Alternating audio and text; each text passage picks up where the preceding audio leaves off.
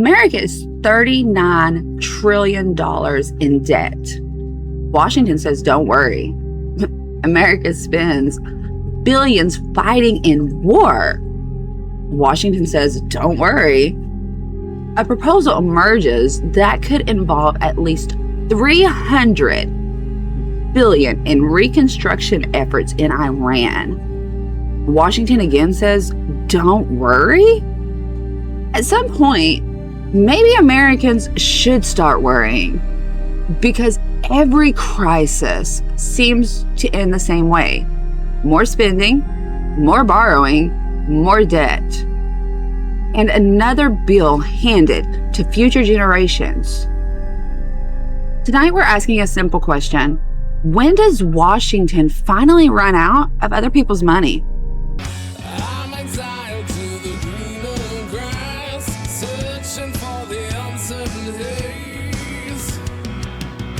Welcome to Choms Talks. I'm Choms, and tonight we're talking about the Iran conflict, the national debt, and what may be one of the most important questions facing America today. Can a country borrowing trillions of dollars every year continue pretending there are no consequences? Over the past several months, Americans have watched the Iran conflict dominate headlines. Missile strikes, military deployments, emergency briefings, diplomatic negotiations, and naturally the question many taxpayers asked was, how much is this costing us? According to Pentagon estimates, direct military operations connected to the conflict have cost approximately $29 billion so far. Now let that number sink in. $29 billion so far. That's enough money to fundamentally change thousands of communities across America. Enough money to fund infrastructure projects. Enough money to address countless domestic priorities. But before you get angry about $29 billion, let me show you something even bigger. Because while everyone was focused on the war, Washington kept spending everywhere else. Since the conflict began, America's national debt has increased by hundreds of billions of dollars. Not millions, not tens of billions, hundreds of billions. Roughly 500 to 900 billion, depending on how it's measured. Let's call it approximately 700 billion. Now, compare that to the war. War cost $29 billion, but the debt increase, $700 billion. Think about that. If the war disappeared tomorrow, Washington would still have a spending problem. If peace broke out across the entire world, Washington still has a spending problem. Because the debt isn't being driven by one conflict. It's being driven by a government that has forgotten how to say the word no. For decades, Americans have heard politicians promise fiscal responsibility. Americans promise spending cuts. Democrats promise efficiency. Everyone promises accountability. Yet, somehow, the debt keeps rising. Funny how that works. Washington always finds money for another program, another agency, another initiative, another emergency, another crisis, another foreign commitment, another $1 trillion. And every time someone asks how we're going to pay for it, we're told the same thing. We'll figure it out later. Well, later has arrived, and the interest bill is getting bigger every year. Today, America spends staggering amounts of money simply paying interest on money it already borrowed. Think about how absurd that is. We're borrowing money to help pay for previous borrowing. If a family managed its finances this way, people would call it a crisis. When Washington does it, they call it policy. And this is where many politicians lose the American people, because they talk about trillions the way normal people talk about pocket change. But debt isn't just a number on a spreadsheet. Debt represents future taxes. Debt represents future inflation. Debt represents future limits on what America can do. Every dollar borrowed today becomes someone else's obligation tomorrow. Your children, your grandchildren, future workers, future taxpayers, people who never voted for the spending, people who never approved the borrowing, people who simply inherit that bill. And that's what makes the issue bigger than politics. This isn't about left versus right. This is about whether any nation can spend indefinitely without consequences. And history suggests the answer is no. Now let's talk about the part of the story that has generated the most outrage: the Reconstruction proposal.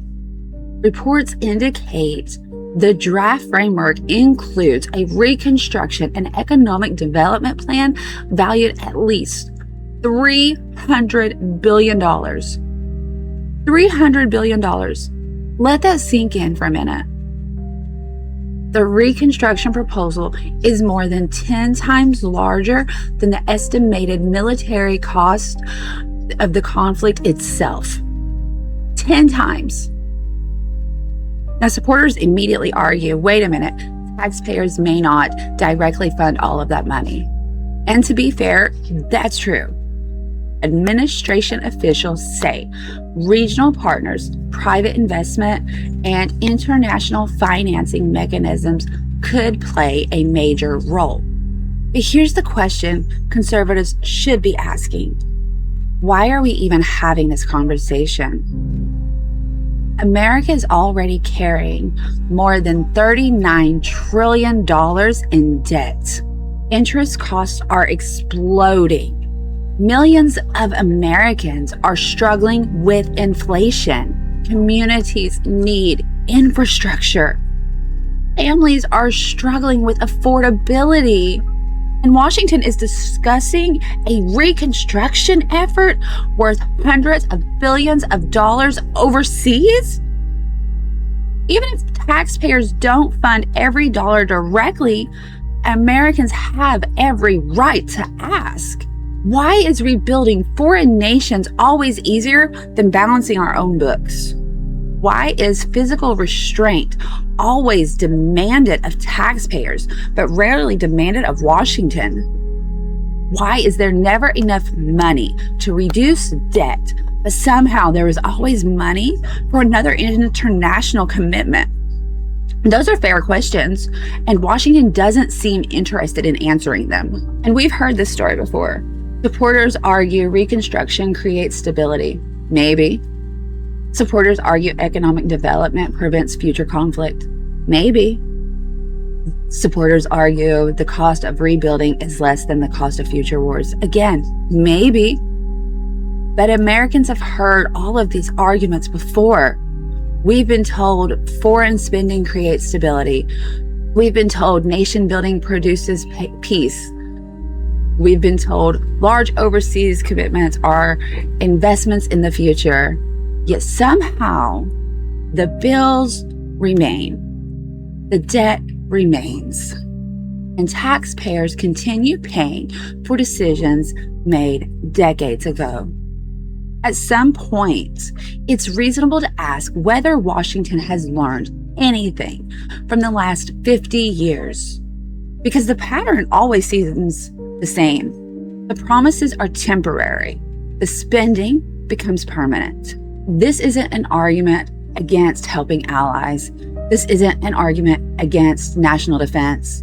This isn't an argument for isolationism. It's an argument for priorities. Physical conservatives have been warning about this for decades. Debt is not just an accounting problem. Debt is a freedom problem. The more debt government accumulates, the fewer choices future Americans have. The more interest Washington pays, the less flexibility the country has. The more dependent government becomes on borrowing, the more vulnerable the nation becomes to financial shocks. And eventually, there comes a point where debt itself becomes a national security issue, because great nations don't decline overnight. They decline when their obligations become larger than their ability to sustain them. The Iran conflict may cost roughly $29 billion in direct military operations. The reconstruction proposal could involve at least $300 billion in economic development efforts. Meanwhile, the national debt continues climbing toward levels that would have been unimaginable just a generation ago. And perhaps the most alarming part of all of this is that Washington barely seems concerned. The debt keeps growing. The borrowing continues. The promises continue. And the bill keeps getting passed to future Americans. For decades, Washington has treated the national credit card like it has no limit. Every crisis becomes an excuse for more spending. Every emergency becomes an excuse for more borrowing. Every problem gets solved with money that doesn't exist. The question isn't whether America can afford one more war, one more program, one more reconstruction package. The question is whether America can afford a government that never says no. Because eventually the math wins. And unlike politicians, the math doesn't care about elections.